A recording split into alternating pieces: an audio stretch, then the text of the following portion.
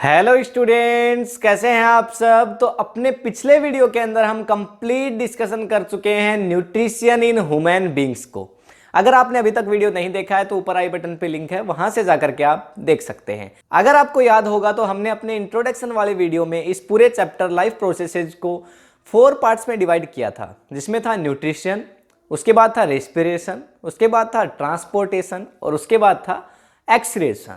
अब यहाँ पे न्यूट्रिशन को तो हम कंप्लीट कर चुके हैं, तो न्यूट्रिशन के बाद जो सेकंड पार्ट है रेस्पिरेशन, उसको हम आज के वीडियो के अंदर कंप्लीट डिस्कशन करने वाले हैं।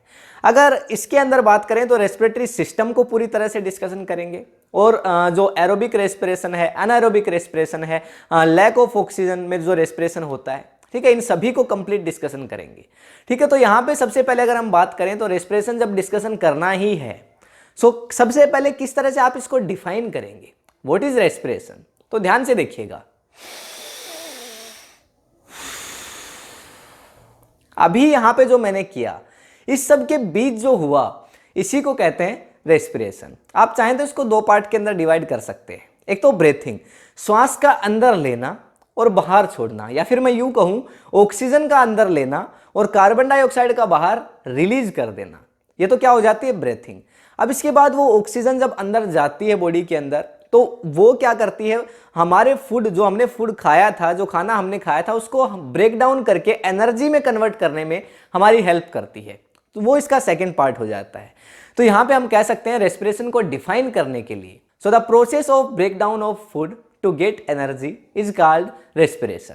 यानी फूड को ब्रेक डाउन करना एनर्जी को प्राप्त करने के लिए, इसी को हम क्या कहते हैं, रेस्पिरेशन कहते हैं। अब एयर की प्रेजेंस में होगा, यानी ऑक्सीजन की प्रेजेंस में होगा, अब्सेंस में होगा, ऑक्सीजन की कमी में होगा, वो बात की बातें हैं। उसके पहले हमें ये समझना जरूरी है कि रेस्पिरेटरी सिस्टम है क्या, कैसे आखिर ये रेस्पिरेटरी सिस्टम काम करता है।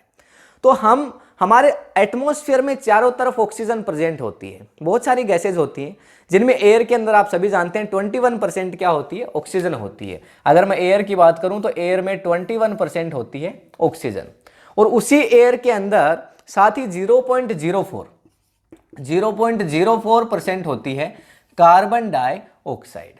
लेकिन जब ये एयर हमारे अंदर जाती है ना, और जब ये बाहर आती है, तो इसमें ऑक्सीजन तो कम हो जाती है, और साथ ही जो कार्बन डाइऑक्साइड की अमाउंट है वो बढ़ करके हो जाती है 4.4%।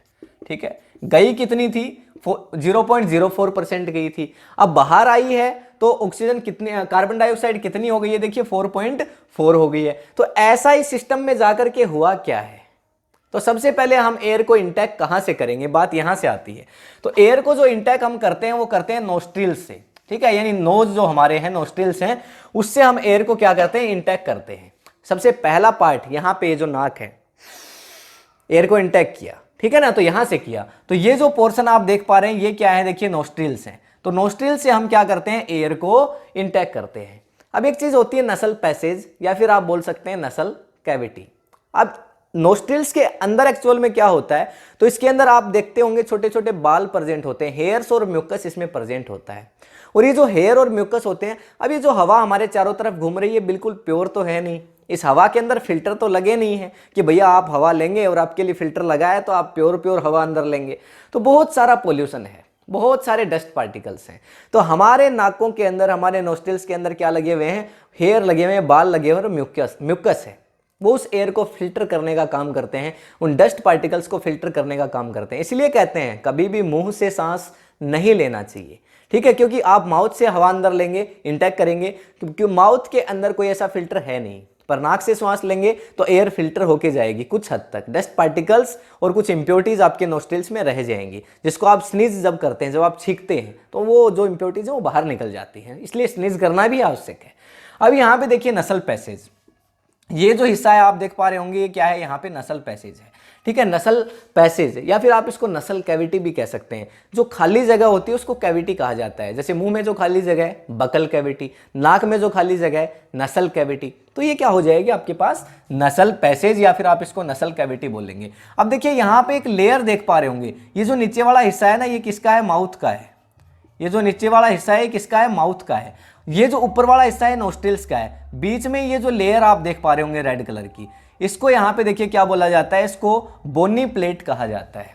इसको कहते हैं बोनी प्लेट। अब बोनी प्लेट का काम क्या है, ये बेसिकली दोनों पोर्शंस को अलग अलग रखती है। ये जो बोनी प्लेट है एक लेयर की तरह से काम करती है नाक वाले हिस्से को और साथ ही यहाँ पे जो आपका माउथ वाला पोर्शन है, क्योंकि नाक और माउथ आप देखिए ये ऊपर नोस्ट्रिल नीचे की तरफ माउथ, तो इन दोनों को सेपरेट रखने का काम है वो कौन करती है, ये बोनी प्लेट करती है। ठीक है, धीरे धीरे आगे बढ़ रहे हैं, जैसे जैसे एयर आगे बढ़ रही है वैसे वैसे हम आगे बढ़ रहे हैं। ठीक है, अब इसके बाद आप देखेंगे तो थोड़ा सा देखिए यहाँ पे ये जो पोर्शन है कि ये तो देखिए यहाँ से एयर वाला पाथ आ रहा है और यहाँ से माउथ वाला पाथ आ रहा है। यहाँ से तो आप फूड को इंटेक करते हैं, यहाँ से एयर आ रही है। ठीक है, विंड पाइप, तो यहाँ पे दो पाइप होती है, दोनों सेपरेट सेपरेट पाइप होती है। विंड के लिए विंड पाइप होती है। ठीक है, ये पाइप आप देख पा रहे होंगे, देखिए ये जो पाइप है ये क्या क्या लिखा हुआ है, देखिए यहाँ पे विंड पाइप। ठीक है, तो विंड के लिए, हवा के लिए अलग से पाइप होती है, फूड के लिए फूड पाइप होती है, एसोफेगस जिसको कहते हैं, जो कि हमने पिछले वीडियो में डाइजेस्टिव सिस्टम में पढ़ लिया है, न्यूट्रिशन जब इन ह्यूमन बींग्स हमने पढ़ा था। तो यहाँ पे विंड पाइप और जो फूड पाइप है दोनों अलग अलग हैं, पर एक पोर्शन ऐसा है जो जहाँ पे दोनों मिलती है वहां पे कुछ दिक्कत हो सकती है। देखिए ये वाला जो हिस्सा है ना, ये वाला जो हिस्सा है, ये वाला हिस्सा है, यहाँ पे दोनों मिल सकती है। ये एक पोर्शन ऐसा है जहाँ पे विंड पाइप और दूसरी यहाँ पे फूड पाइप दोनों मिलती है। इनका एक कंबाइन यानी फर्नेक्स, इसको आप क्या कह सकते हैं, फर्नेक्स वाला हिस्सा। तो यहाँ पे एक चीज प्रेजेंट होती है, हमने पिछले वीडियो में भी डिस्कशन किया था, इपिग्लोटिस। और इपिग्लोटिस क्या करता है, जब हम खाना खाते हैं तो उसको विंड पाइप में जाने से रोकता है, उस डायरेक्टली उसको ट्रांसफर कर देता है हमारे फूड को कहाँ पे, डायरेक्टली सीधा फूड पाइप के अंदर। ठीक है, विंड पाइप में उसको जाने से रोकता है, तो दोनों को सेपरेट बनाए रखता है। ठीक है, अब यहाँ पे जो हवा है वो नोस्ट्रिल से चल करके नसल पैसेज के थ्रू होते होते और विंड पाइप में आ पहुंची है। ऊपर का जो हिस्सा है इसको कहते हैं देखिए फर्नेक्स, इससे थोड़ा सा जो नीचे का हिस्सा है यानी जो विंड पाइप का ऊपर वाला, ठीक विंड पाइप का ऊपर वाला हिस्सा है, ठीक है, इसको हम बोलेंगे लर्नेक्स या फिर हम वॉइस बॉक्स। अब मैं देखिए बोल पा रहा हूँ, उम्मीद है आप सभी भी बोल पाते ही होंगे, सभी के सभी। ठीक है, तो अब यहाँ पे जो मैं बोल पा रहा हूँ आप सभी बोल पाते हैं, और आपके चारों तरफ जितने भी लोग बोल पाते हैं। आपने साउंड चैप्टर पढ़ा है और आपको पता है साउंड है वो वाइब्रेशंस के बिना प्रोड्यूस नहीं हो सकती है। ठीक है, तो जब हम बोल पा रहे हैं तो कुछ ना कुछ तो गले में वाइब्रेट कर रहा होगा ना, और कौन करते हैं, वोकल कॉर्ड्स करते हैं। और वोकल कॉर्ड्स कहाँ प्रेजेंट होते हैं, वॉइस बॉक्स में प्रेजेंट होते हैं। वॉइस बॉक्स कौन होता है, लर्नेक्स को कहा जाता है। ठीक है, बड़ी आसान सी बात है, ये वॉइस बॉक्स है। ठीक है, और ये किसको कहते हैं, लर्नेक्स को कहा जाता है वॉइस बॉक्स। ठीक है, तो यहाँ पे ये ऊपर वाला हिस्सा है क्या है, लर्नेक्स है, इसके ऊपर वाला हिस्सा है फर्नेक्स है। अब इसके जो नीचे का हिस्सा है विंड पाइप के, इसको कहा जाता है ट्रैकिया। इसको आप क्या कह सकते हैं, या तो विंड पाइप कह सकते हैं या ट्रैकिया कह सकते हैं। इसमें सी शेप की ये जो हिस्सा देख पा रहे हैं, ये जो हिस्सा है इसको कहते हैं ट्रैकिया। क्या कहते हैं, इसको ट्रैकिया कहा जाता है। और ये बहुत हेल्प करता है, ट्रैकिया जो है इसके अंदर सी शेप की रिंग्स होती हैं, ये हमारी जो विंड पाइप है इसको प्रोटेक्ट करने का काम करता है। बेसिकली इसमें कार्टिलेज होता है, ये देखिए मैंने लिखा हुआ है रिंग्स ऑफ कार्टिलेज। कार्टिलेज का मतलब समझते हैं, जैसे कि कान को देखिए, यहाँ पे मैंने मोड़ा वापस चला गया, फिर से मोड़ा वापस चला गया, फिर से मोड़ा वापस चला गया। क्या समझाना चाह रहा हूं कि हड्डी के अलावा वैसे तो कुछ बोन्स होती हैं। अब हाथ को ऐसे थोड़ी मोड़ सकते हैं, नहीं मोड़ सकते ना, तो मोड़ेंगे तो टूट जाएगी बोन। तो हाथ में तो क्या होती है, हड्डियां होती हैं, लेकिन जो हमारे जॉइंट्स हैं, देखिए जॉइंट्स को क्या कर पाते हैं, हम आराम से फोल्ड कर पाते हैं। इन जॉइंट्स के अंदर कार्टिलेज होता है, यानी हड्डी के जैसा सॉफ्ट कुछ होता है। ठीक है ना, जिसको कार्टिलेज कहा जाता है। आप ऐसा ही समझ लीजिए कि होती तो बोन ही है, लेकिन सॉफ्ट बोन आप उसको कह सकते हैं, जो कि जॉइंट्स में प्रेजेंट होती है, ईयर में प्रेजेंट होती है। हड्डी जैसा आपको कुछ फील होगा, लेकिन हड्डी नहीं है, बोन नहीं है, कुछ सॉफ्ट है। ठीक है ना, उसको क्या कहते हैं, कार्टिलेज कहते हैं। और यहाँ ठीक वही कार्टिलेज इस विंड पाइप के अंदर, ये जो सी शेप की जो रिंग्स आप देख पा रहे होंगे, ये जो रिंग्स हैं ये सारी क्या है, सी शेप की हैं।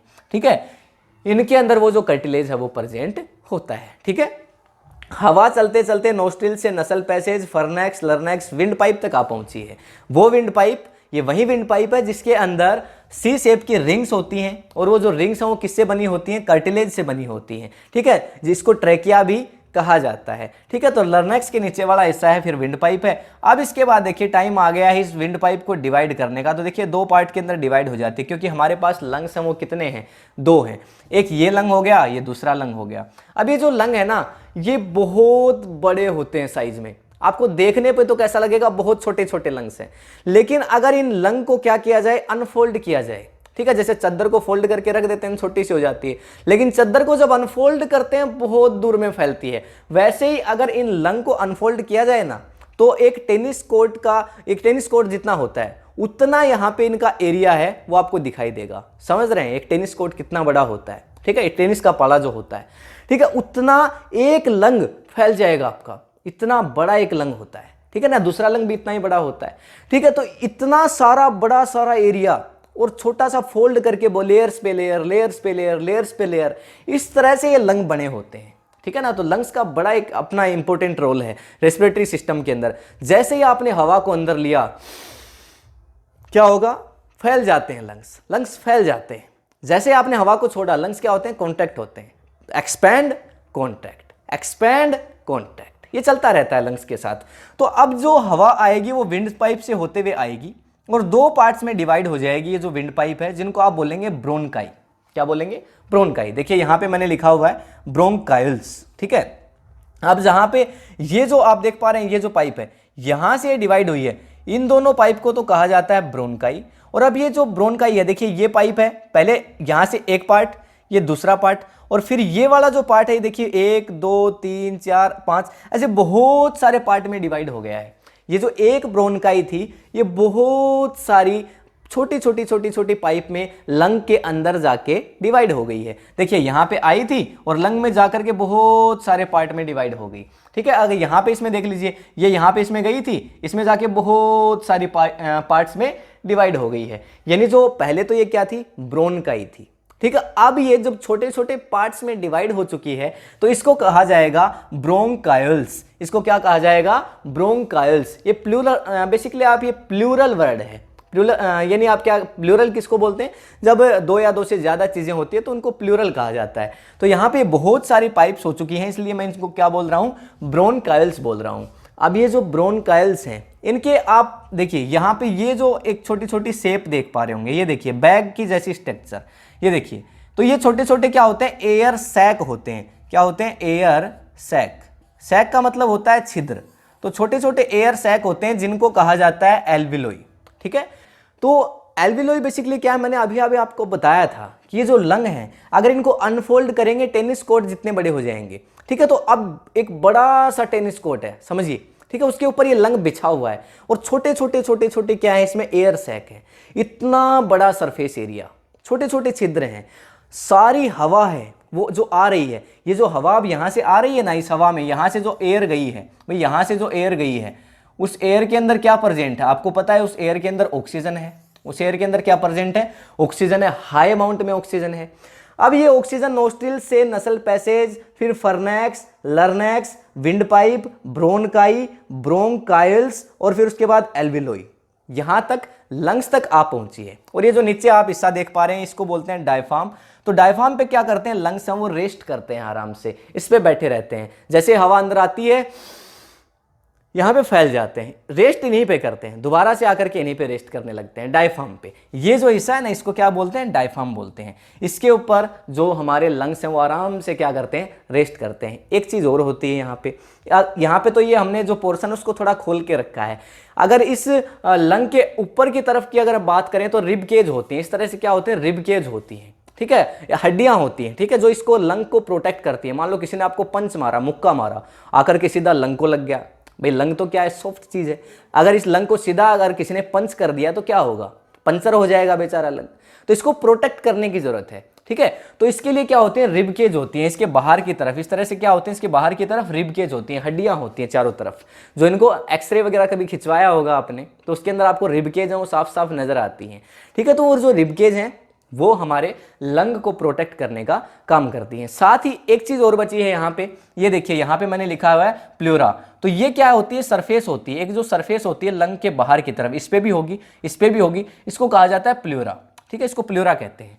तो ये तो बेसिकली क्या हो गया, एक आपका रेस्पिरेटरी सिस्टम हो गया, ठीक है। यानी एक पूरा सिस्टम, सारे ऑर्गन्स की कैसे काम कर रहे हैं, जिसमें हमने देखा नोस्ट्रिल्स को, नसल पैसेज, फिर हमने देखा फर्नैक्स, लर्नैक्स, बोनी प्लेट, यहाँ पे माउथ है, फिर उसके बाद विंड पाइप जिसमें सी शेप की रिंग है, रिंग्स ऑफ कार्टिलेज जिनको कह रहे हैं हम लोग। उसके बाद लंग है, ट्रेकिया है, दो पार्ट में डिवाइड हो रहा है। ब्रोंकाई में, ब्रोंकाई बहुत सारे पार्ट में डिवाइड हो रही है। ब्रोंकाइल्स में, ब्रोंकाइल्स और छोटे छोटे एयर सैक में प्रेजेंट हो रहे हैं जिनको कहा जाता है एल्विलोई।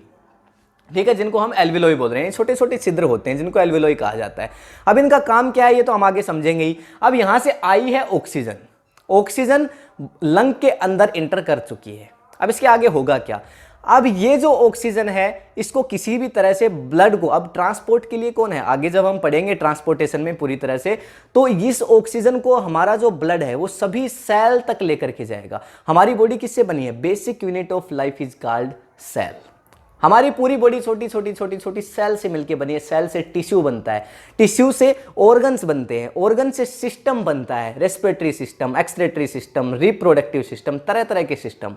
सारे सिस्टम को जोड़ते हैं तो बॉडी बनती है। बड़ी कॉम्प्लेक्स स्ट्रक्चर है ना। अब यहाँ पे ये जो एयर जो आई थी ऑक्सीजन वाली, ये ऑक्सीजन अब डिफ्यूजन प्रोसेस के थ्रू किस में जाती है, ब्लड में जाती है। अब डिफ्यूजन को आपको थोड़ा सा समझना पड़ेगा, वैसे तो ट्रांसपोर्टेशन में हम दोबारा पढ़ेंगे कि डिफ्यूजन क्या है, पर यहां पे मैं आपको बता देता हूं। देखिए डिफ्यूजन का मतलब क्या होता है, एक सब्सटेंस का, जैसे कि आपके पास एक वाटर टैंक है, आपने इंक ली और इंक की एक ड्रॉप डाली पानी में, वो जो ड्रॉप है वो धीरे धीरे धीरे धीरे पूरे पानी में फैल जाती है। होता है कि नहीं, ऐसा ऐसा होता है। ठीक है, वो जो एक ड्रॉप है वो पूरे पानी में फैल जाती है, इसी को डिफ्यूजन कहते हैं। ठीक है, सब्सटेंस है वो the movement of substance from higher concentration to less concentration is called diffusion. तो जो इंक थी, जहां पे इंक की ड्रॉप हमने डाली थी पानी में, वहां पे कॉन्सेंट्रेशन इंक का बहुत ज्यादा था, हाई कॉन्सेंट्रेशन।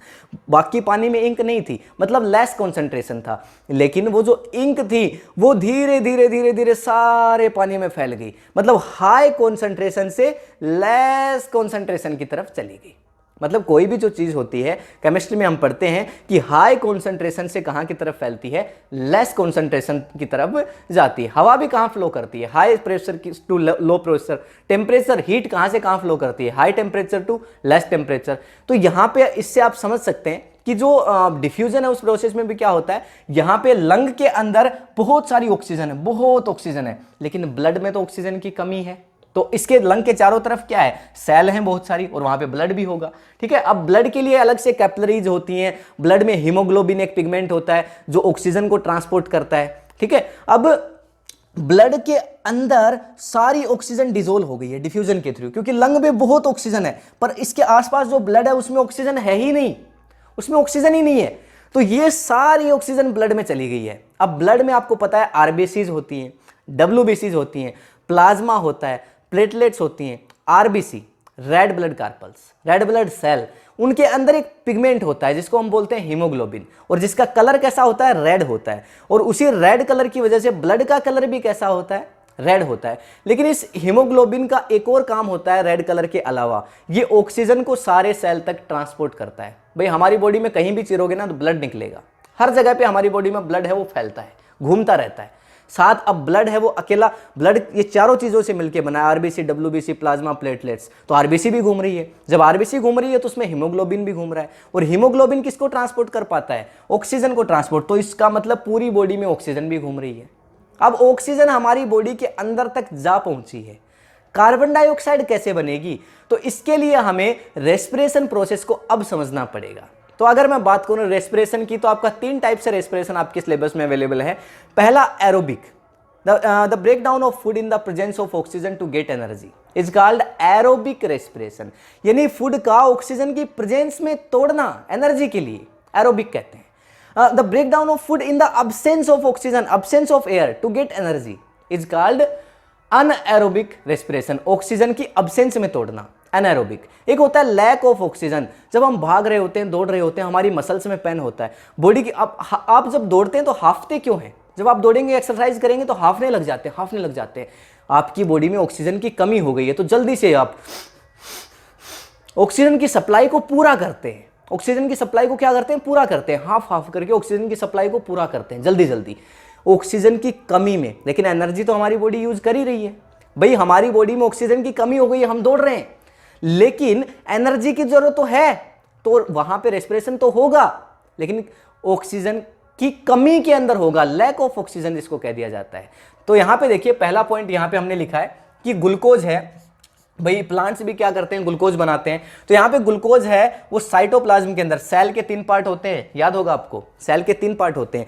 एक तो सेल मेम्ब्रेन, बाहर की जो मेम्ब्रेन होती है, उसके बाद अंदर इसके अंदर जो लिक्विड भरा होता है, फ्लूइड भरा होता है जेली लाइक, उसको साइटोप्लाज्म कहते हैं। और उसके अंदर एक और होता है न्यूक्लियस। मैं साइटोप्लाज्म की बात कर रहा हूँ, जो बीच वाला हिस्सा है सेल का, ठीक है। यहाँ पे मान लेते हैं ये सेल मेम्ब्रेन हो गई, ये न्यूक्लियस हो गया, तो इसके जो बीच वाला हिस्सा है इसको मैं क्या कह रहा हूँ, साइटोप्लाज्म कह रहा हूँ। तो यहाँ पे देखिए ग्लूकोज है वो साइटोप्लाज्म में टूट जाता है, किसमें, पायरुवेट या 3 कार्बन जिसके अंदर प्रेजेंट होते हैं इसमें टूटता है, और साथ ही थोड़ी सी एनर्जी में टूट जाता है, ठीक है। साइटोप्लाज्म की बात हो रही है, ये सभी के लिए सेम है, चाहे छोटे छोटे ऑर्गेनिजम्स हैं उनके लिए भी सेम है, ह्यूमंस के लिए भी सेम है, इसमें कोई डिफरेंस नहीं है, ठीक है। तो यहाँ पे देखिए इसमें ग्लूकोज का फॉर्मूला क्या होता है, देखिए C6H12O6, कार्बन कितने हैं, 6, देखिए 1 2 3 4 ऐसे करके कितनी लंबी चैन है कार्बन की, 6 कार्बन की चैन है, ठीक है। लेकिन हमें तो क्या करना है, अब इस ग्लूकोज को तोड़ना है छोटे छोटे पार्ट में। आपको पता है, आपको याद होगा, हमने पिछले वीडियो में न्यूट्रिशन इन ह्यूमन बींग्स पढ़ा था, तो हमने देखा था कि जो लास्ट में जो कार्बोहाइड्रेट है वो किस में टूट जाता है, ग्लूकोज में टूट जाता है। अब इस ग्लूकोज को हमें और तोड़ना है, आगे फर्दर तोड़ना है, तभी तो एनर्जी मिलेगी। छोटे छोटे पार्ट्स में तोड़ना है, डाइजेशन हो चुका है, ग्लूकोज बन चुका है, ग्लूकोज को और छोटे छोटे पार्ट्स में तोड़ना है, ठीक है। तो देखिए यहाँ पे साइटोप्लाज्म में ये यहाँ पे पायरुवेट में टूटता है, जिसमें 3 कार्बन, ट्राई कार्बन आप कह सकते हो, एनर्जी। यहां तक तो ये सब सेल का काम है, सेल कर लेती है। अब इसके बाद की बात देखिए, पहला यहां पे आता है absence of oxygen in yeast. ये देखिए, इसको ध्यान रखिएगा, इन यीस्ट, मैं क्या कह रहा हूं, छोटे ऑर्गेनिज्म, यूनिसेलुलर जो ऑर्गेनिजम्स होते हैं, छोटे छोटे ऑर्गेनिजम्स होते हैं जिनको बहुत कम एनर्जी की। अब एक बात बताइए, अमीबा है, यीस्ट है, उसको ज्यादा एनर्जी की जरूरत है कि हमें ज्यादा एनर्जी की जरूरत है? सीधी सी बात है, हमें ज्यादा एनर्जी की जरूरत है। देखिए मैं आपको पढ़ा रहा हूं, आप पढ़ रहे हैं, आप दौड़ते होंगे, खेलते होंगे, कितने काम करने होते हैं आपको, तो ज्यादा एनर्जी हमें चाहिए। अमीबा को क्या करना है, बस घूमना है इधर उधर थोड़ा सा, और सिंगल सेल है, हम इतने वजन को उठा के घूमते हैं, समझ गए ना, ठीक है। तो यहाँ पे ज्यादा एनर्जी हमें चाहिए, यीस्ट को ज्यादा एनर्जी नहीं चाहिए। तो इसके अंदर जो रेस्पिरेशन होता है वो अनएरोबिक होता है। देखिए अब्सेंस ऑफ ऑक्सीजन, ऑक्सीजन के बिना ही रेस्पिरेशन हो जाता है। अब्सेंस ऑफ ऑक्सीजन, यीस्ट में क्या होता है, देखिए एथेनॉल बनता है। एथेनॉल का फॉर्मूला होता है, यहां पे लिख देता हूं, देखिए एथेनॉल का फॉर्मूला बेसिकली C2H5OH, ये एथेनॉल का फॉर्मूला होता है। देखिए कार्बन कितने हैं, 2, 6 कार्बन थे, 3 में टूट गए थे, 3 कार्बन 2 में टूट गए। देखिए क्या बन गया, ethanol plus carbon dioxide plus ATP. ATP क्या है, करेंसी है, एनर्जी की करेंसी है। मैं आपको पहले भी बता चुका हूं, एटीपी क्या है, एडिनोसाइन ट्राइफॉस्फेट। दोबारा सुनिए, एडिनोसाइन ट्राइफॉस्फेट। एटीपी क्या है, एनर्जी की करेंसी है। जैसे हम किसी को 5 रुपए देते हैं, ले भैया सामान दे, वैसे हमारी बॉडी को जब एनर्जी की जरूरत पड़ती है ना, तो हमारी बॉडी क्या करती है, एटीपी की फॉर्म में एनर्जी लेती है। 1 एटीपी, 2 एटीपी, 3 एटीपी, 4 एटीपी, समझ गए ना बात को, ठीक है। तो यहाँ पे एटीपी है एनर्जी, एटीपी मैंने जहां लिखा उसका मतलब समझ जाइए, यहाँ पे मैंने क्या लिखा है, एनर्जी लिखा है। लेकिन ये जो एनर्जी है ना वो थोड़ी सी कम है, तो मैं यहाँ पे लिख देता हूँ लेस, क्योंकि कम एनर्जी की जरूरत है भैया यीस्ट को, ज्यादा एनर्जी की जरूरत तो है ही नहीं ना, तो कम एनर्जी की जरूरत है। तो अब्सेंस ऑफ ऑक्सीजन, ये तो अनएरोबिक हो गया। दूसरा देखिए यहां पे लैक ऑफ ऑक्सीजन, मतलब ऑक्सीजन की कमी में ये रेस्पिरेशन होता है मसल सेल के अंदर। कहां पे होता है, मसल सेल। मैंने आपको बताया था जब आप एक्सरसाइज करते हैं तो क्या होता है, आपकी बॉडी के अंदर पेन होता है, आपकी मसल्स के अंदर पेन होने लगता है। जब आप दौड़ रहे होते हैं, हाँफ रहे होते हैं, ऑक्सीजन की सप्लाई पूरी करने का प्रयास कर रहे होते हैं, पर ऑक्सीजन पूरी नहीं हो पा रही है, ऑक्सीजन की कमी हो गई है, पर यहां पे एनर्जी तो चाहिए कि नहीं चाहिए। तो एनर्जी का जुगाड़ तो आपकी बॉडी कहीं से करेगी, और वो कैसे करेगी, रेस्पिरेशन से करेगी। अब ऑक्सीजन के बिना रेस्पिरेशन होगा तो कैसा होगा, तो यहां पे देखिए ऑक्सीजन की कमी में हुआ, ऑक्सीजन के बिना नहीं हुआ, तो यहां पे इसको बोलेंगे लैक ऑफ ऑक्सीजन, यानी ऑक्सीजन की कमी में। मसल सेल में ये होगा। इसमें क्या बनता है, देखिए लैक्टिक एसिड बनता है, इसमें भी 3 कार्बन हो गए। देखिए यहां पे कितने थे, 2 कार्बन, मैंने बताया C2, ठीक है। यहां पे देखिए कितने, 1 2 3, लैक्टिक एसिड में 3 कार्बन, और साथ में एनर्जी बन गई। इसमें भी इतनी ज्यादा एनर्जी नहीं बनती है, पर क्या होता है जब हम एक्सरसाइज वगैरह करते हैं तो ये जो रेस्पिरेशन है ये हो जाता है, ठीक है। इसीलिए हमारी जो बॉडी के अंदर लैक्टिक एसिड जो बनता है उसकी वजह से हमारी बॉडी में पेन वगैरह होता है। आपको पता है एसिड कहीं जाएगा तो जलाएगा बॉडी को, ठीक है ना। तो इसलिए हमारी जब एक्सरसाइज वगैरह करते हैं तो बॉडी में क्रैम्प्स आ जाते हैं, पेन होता है, ठीक है। उसके बाद लास्ट देखिए, तीसरा aerobic respiration, presence of oxygen कहां पे होता है, माइटोकॉन्ड्रिया। याद करिए माइटोकॉन्ड्रिया क्या चीज है, power house of cell. Power house of cell, कोशिका का शक्ति ग्रह, शक्ति ग्रह समझते हैं ना, पावर हाउस। पावर हाउस, आपने पावर हाउस देखा होगा, कहां देखा है, जहां पे बहुत सारे ट्रांसफार्मर लगे होते हैं, क्या कहते हैं उसको, पावर हाउस कहते हैं, ठीक है। तो ये क्या है, पावर हाउस है, सेल का क्या है, पावर हाउस। क्या है सेल का, पावर हाउस, सारी पावर इसमें स्टोर होती है। इसके अंदर जो रेस्पिरेशन होता है कौन सा होता है, प्रेजेंस ऑफ ऑक्सीजन। मैंने क्या बोला था, the breakdown of food in the presence of oxygen to get energy is called aerobic respiration. Aerobic respiration यानी ऑक्सीजन की प्रेजेंस में रेस्पिरेशन हुआ तो क्या बोलेंगे, एरोबिक, प्रेजेंस ऑफ ऑक्सीजन। क्या क्या बनेगा, कार्बन डाइऑक्साइड। याद रखिए मैंने क्या बोला, ऑक्सीजन यहां से जाती है, कार्बन डाइऑक्साइड बाहर आती है। देखिए बन गई कार्बन डाइऑक्साइड, यहां भी देखिए बनी थी कार्बन डाइऑक्साइड, ये देखिए, ठीक है। तो यहां पे साथ ही क्या हो गया, वाटर बन गया, और ये बन गया एटीपी, मतलब एनर्जी। मतलब क्या बन गई, एनर्जी। और ये एनर्जी है ना, बहुत ज्यादा है, मोर एनर्जी है। यहां पे जो एनर्जी थी ना वो कैसी थी, लेस थी। स्क्रीनशॉट लीजिए पहले तो इसका, ठीक है। तो यहां पे जो एनर्जी बनी वो बहुत ज्यादा है, यहां पे जो एनर्जी बनी थी वो बहुत कम थी, बहुत कम एनर्जी थी, क्योंकि ये अनएरोबिक था। ये कैसा था, एरोबिक, मतलब ऑक्सीजन की प्रेजेंस में हुआ है तो इसमें ज्यादा एनर्जी बनी है, ठीक है। तो ये आपके 3 टाइप के क्या थे, रेस्पिरेशन थे। ऑक्सीजन की प्रेजेंस में, ठीक है, एरोबिक, ऑक्सीजन की अब्सेंस में एनाएरोबिक, और एक लैक ऑफ ऑक्सीजन जो कि मसल सेल में होता है जब हम दौड़ते हैं, एक्सरसाइज करते हैं तब, जिसमें लैक्टिक एसिड बनता है। तो यहां से जो ऑक्सीजन गई थी ना लंग में, अब ये जो लंग्स के अंदर ऑक्सीजन थी इसको हमारी बॉडी ने यूज कर लिया है, ठीक है। हमारी बॉडी में देखोगे तो यहां पे एरोबिक होगा, छोटे ऑर्गेनिजम्स की बॉडी में जैसे यीस्ट में हमने देखा, यीस्ट के अंदर तो कैसा होगा, अनएरोबिक होगा। यीस्ट ने भी उस ऑक्सीजन का यूज कर लिया है, ठीक है ना, कर लिया है। अब क्या होगा, यहां पे ऑक्सीजन का यूज हो चुका है, बन गई है क्या, कार्बन डाइऑक्साइड, सारी सेल तक बन गई है, पूरी बॉडी में कार्बन डाइऑक्साइड बन गई है। अब ये कार्बन डाइऑक्साइड आएगी कैसे, तो मैंने आपको बताया ब्लड में 4 चीजें, आरबीसी, डब्ल्यूबीसी, प्लेटलेट्स और प्लाज्मा। ये जो प्लाज्मा होता है ना, ऑक्सीजन को कौन ले गया था, आरबीसी। आरबीसी में कौन, हीमोग्लोबिन ले गया था, पूरी बॉडी में ले गया था। ब्लड में ही एक चीज और है, प्लाज्मा। क्या है, प्लाज्मा, येलोविश कलर का फ्लूइड होता है, ठीक है। ये क्या करता है, कार्बन डाइऑक्साइड को ट्रांसपोर्ट करता है, कार्बन डाइऑक्साइड को वापस लेके आता है कहां, हार्ट के थ्रू होते हुए यहां पे ले आता है। हार्ट जब पढ़ेंगे ना, ट्रांसपोर्टेशन तो पढ़ना है अभी, ट्रांसपोर्टेशन तो पूरा मैंने बताया था, न्यूट्रिशन पढ़ चुके हैं, रेस्पिरेशन आज पढ़ रहे हैं, ट्रांसपोर्टेशन आगे पढ़ेंगे, एक्सक्रेशन भी आगे पढ़ेंगे। तो यहां पे देखिए जो कार्बन डाइऑक्साइड है वो वापस लंग्स तक आती है, और सेम इसी रास्ते से एल्वियोलाई के पास, ब्रोनकाइल्स के पास, ब्रोनकाई के पास, फिर ट्रैकिया के पास, विंड पाइप के पास, लर्नैक्स के पास, फर्नैक्स के पास, नसल पैसेज में, और बाहर नोस्ट्रिल से निकल जाती है क्या, कार्बन डाइऑक्साइड। तो यहां पे सिंपली हमने देखा कि ऑक्सीजन है वो कहां से गई थी, देखिए यहां पे नोस्ट्रिल से गई थी, नोस्ट्रिल से ऑक्सीजन गई थी, नसल पैसेज, फर्नैक्स, लर्नैक्स, विंड पाइप, फिर देखिए ट्रैकिया, यहां पे ब्रोनकाई, ब्रोंकाइल्स और एल्वियोलाई और लंग्स, और उसके बाद पूरी बॉडी में ये तो हुआ था, ऑक्सीजन, पूरी ऑक्सीजन यहां से अंदर गई थी, ठीक है। अब ये सब हुआ। छोटे ऑर्गेनिजम्स की बात करेंगे तो देखिए यहां पे अब्सेंस ऑफ ऑक्सीजन में हुआ रेस्पिरेशन, और हम लोगों की ह्यूमंस की बात करेंगे तो प्रेजेंस ऑफ ऑक्सीजन और लैक ऑफ ऑक्सीजन, ये दोनों ह्यूमंस में होते हैं, ये जो दोनों होते हैं वो ह्यूमंस में होते हैं, ठीक है, ये दोनों, ठीक है। जब हम एक्सरसाइज वगैरह करते हैं तो ये वाला होता है, जब नॉर्मली होते हैं तो ये वाला होता है, प्रेजेंस ऑफ ऑक्सीजन, एरोबिक और लैक ऑफ ऑक्सीजन, ये दोनों। यहां से कार्बन डाइऑक्साइड रिलीज हुई, और ये जो कार्बन डाइऑक्साइड थी ये देखिए कहां पे चली गई, यहां पे लंग्स के पास आई, प्लाज्मा के थ्रू होते हुए, ठीक है। जैसा कि हमने देखा था कि हमारे ब्लड के अंदर 4 कंपोनेंट्स हमने देखे थे, कौन कौन से, RBC, WBC, platelets, plasma. RBC में जो हीमोग्लोबिन है जो लेके गया था किसको, ऑक्सीजन को, यहां से लंग्स से ऑक्सीजन को डिफ्यूजन प्रोसेस के थ्रू लेके गया था। अब हमारे ब्लड में ही एक और चीज है, प्लाज्मा।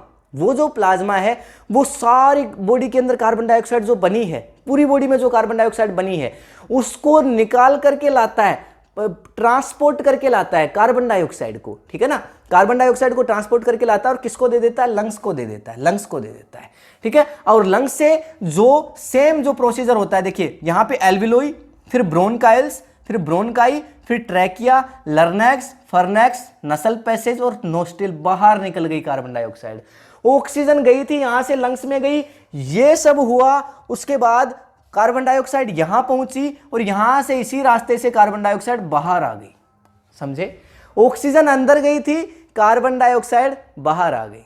तो देखा आपने कितना आसान है आपका रेस्पिरेटरी सिस्टम, और यहां पे इसका जो पूरा प्रोसीजर है, रेस्पिरेशन, एरोबिक, एनारोबिक और लैक ऑफ ऑक्सीजन, तो ये सारा हमने पढ़ा। अगर ये वीडियो आपको इन्फॉर्मेटिव लगा है तो अपने फ्रेंड्स के साथ शेयर करिए। अगर ये वीडियो आपको पसंद आया है तो प्लीज़ इस वीडियो को लाइक करिए। अगर नहीं आया है तो इस वीडियो को डिसलाइक करिए। अगर आपने अभी तक इस चैनल को सब्सक्राइब नहीं किया है तो कर लीजिए। मैं मिलूंगा आपसे नेक्स्ट वीडियो के अंदर नेक्स्ट टॉपिक के साथ। अगले वीडियो में हम ट्रांसपोर्टेशन के बारे में डिस्कशन करेंगे। तो मिलते हैं नेक्स्ट वीडियो में, तब तक के लिए thank you, have a nice day.